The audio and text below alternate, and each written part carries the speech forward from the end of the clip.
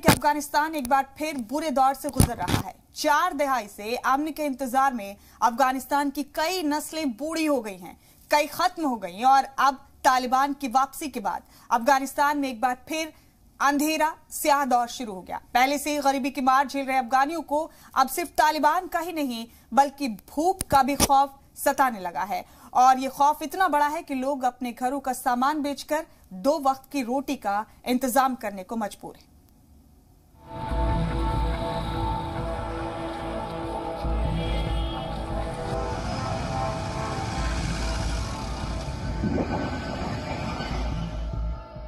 सड़क पर TV, refrigerator, आसमान के नीचे रखे सोफे और कंबल। अफगानिस्तान की सड़क पर ये मजबूरी की मंडी है।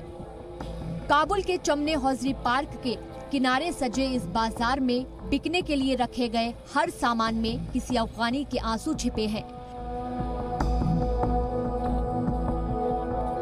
कहने को यहाँ क्या नहीं है, घर की जरूरत के सारे सामान मौजूद हैं, लेकिन जितने खरीदार हैं उससे कहीं ज्यादा मजबूरी के दुकानदार, क्योंकि 2 वक्त की रोटी के लिए जाने कितने अफगानियों को यहीं आकर अपने घर का सामान बेचना पड़ा। इस अफगानी से सुनिए कैसे अपने बच्चों की भूख बर्दाश्त नहीं हुई तो 25,000 के फ्रिज को सिर्फ 5,000 में बेच दिया।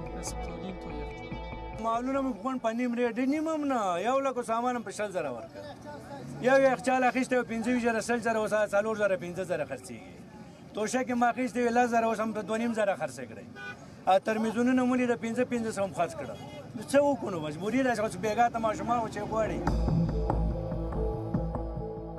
काबुल के चमने हौजरी पार्क की सड़क पर कहने को क्या नहीं, पलंग है, गद्दे हैं, तकिया है, पर्दे हैं, चांदी के बर्तन हैं, लेकिन हर सामान किसी की मजबूरी की कहानी है। ये तालिबान राज का सबसे काला चैप्टर है। तालिबान अफगानिस्तान में अपनी जीत का जश्न मना रहा है, लेकिन अफगानिस्तान मातम में डूबा है। तालिबान अपनी नई सरकार के सपनों में खोया है और आम अफगानिस्तानी भूख से लड़ रहे हैं। अफगानिस्तान में लोग दाने दाने के मोहताज हो गए हैं। उनका भविष्य तो दांव पर लगा है, लेकिन वर्तमान में आंसू बहा रहे हैं। डर दोहरा है, लेकिन तालिबान के पहरे से पहले उनके लिए भूख खतरा है।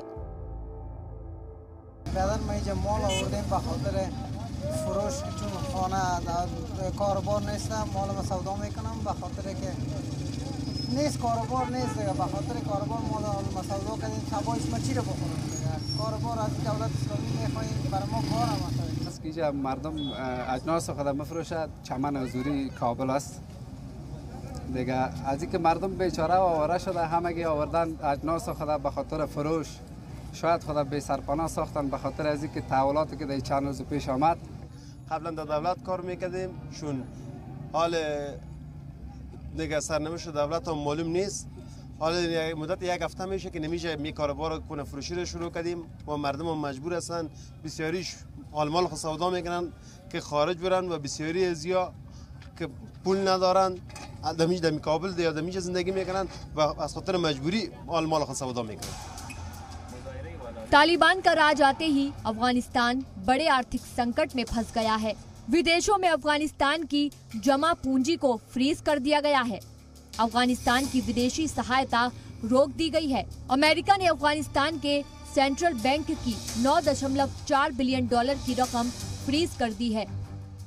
अंतर्राष्ट्रीय मुद्रा कोष ने भी उसे किसी भी तरह की आर्थिक मदद से इनकार कर दिया है।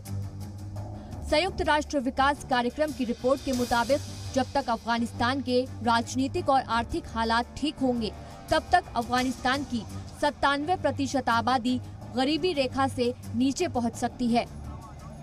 यूएनडीपी की एक अध्ययन रिपोर्ट में कहा गया है कि जून 2022 से शुरू होने वाले अगले वित्तीय वर्ष में अफगानिस्तान की जीडीपी में 13.2% तक गिरावट आने का अंदेशा है। इससे गरीबी दर भी 25% तक पहुंच सकती है।